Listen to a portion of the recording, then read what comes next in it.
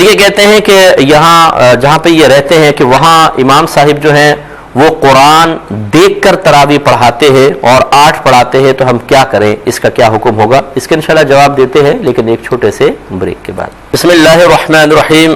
तो तरावी का मसला ये है कि देखें फ़िक़्ह हनफ़ी की रोशनी में और दीगर दलाइल की रोशनी में सहाबा किराम अलैहिम रिज़वान से 20 रकत तरावी पढ़ना ही साबित है, लिहाजा हमें 20 रकत ही पढ़नी चाहिए। और फ़िक़्ह हनफ़ी के रोशनी में अगर कोई इमाम देख कर कुरान पढ़ रहा हो तो उसकी नमाज फासिद हो जाएगी, क्योंकि इमाम आज़म रज़ी अल्लाह ताला अन्हु देख कर कुरान पढ़ने को तालीम कहते हैं कि वो इल्म गोया के सीख रहा है, देख के पढ़ना। और नमाज में तालीम और ताल्लुम यानी सीखना सिखाना यह अमल कसीर है, बहुत बड़ा ऐसा अमल है जो नमाज के मुनाफी है। और नमाज के मुनाफी अमल करना जिसको अमल कसीर कहा जाता है, क्योंकि अमल कलील भी होता है जो नमाज के खिलाफ तो होता है लेकिन हल्का सा होता है, वो बर्दाश्त हो जाता है, यानी शरीयत उसको मुआफ़ रखती है।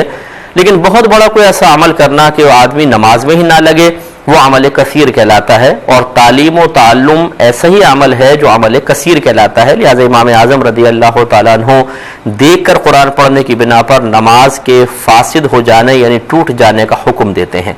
तो अगर आप फ़िक़्ह हनफ़ी से ताल्लुक़ रखते हैं तो याद रखें, शाफ़ई इमाम के पीछे या हम्बली इमाम के पीछे हनफ़ी की नमाज ज़रूर हो जाती है, लेकिन उसकी शर्त ये होती है कि ख़ुद हनफ़ी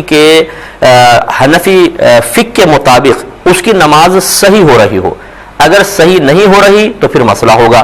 मिसाल के तौर पे हम लोगों के नज़दीक चौथाई सर का मसाह करना फ़र्ज़ है, जबकि शवाफ़े 3 बालों का मसाह भी काफ़ी करार देते हैं।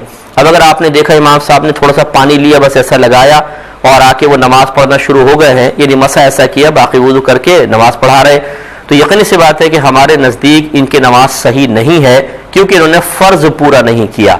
कि चौथाई सर का मसा करना हमारे नज़दीक फ़र्ज़ है, वो पूरा नहीं किया, तो हमारी नमाज अब इनके पीछे नहीं होगी। इसी तरह अगर कोई इमाम देखकर कुरान पढ़ रहा है तो फ़िक़्ह हनफ़ी वाले की नमाज उनके पीछे नहीं हो सकती है। ये फ़िक़ही मसला है, कोई ऐसा इंतशार की मैं बात नहीं कर रहा हूँ। तो इस वजह से फिर आपको कहीं और नमाज पढ़नी चाहिए, या इसकी जमात चूँकि वाजिब नहीं है तो आप तन्हा भी पढ़ सकते हैं। एक बहन ने फरमाया कि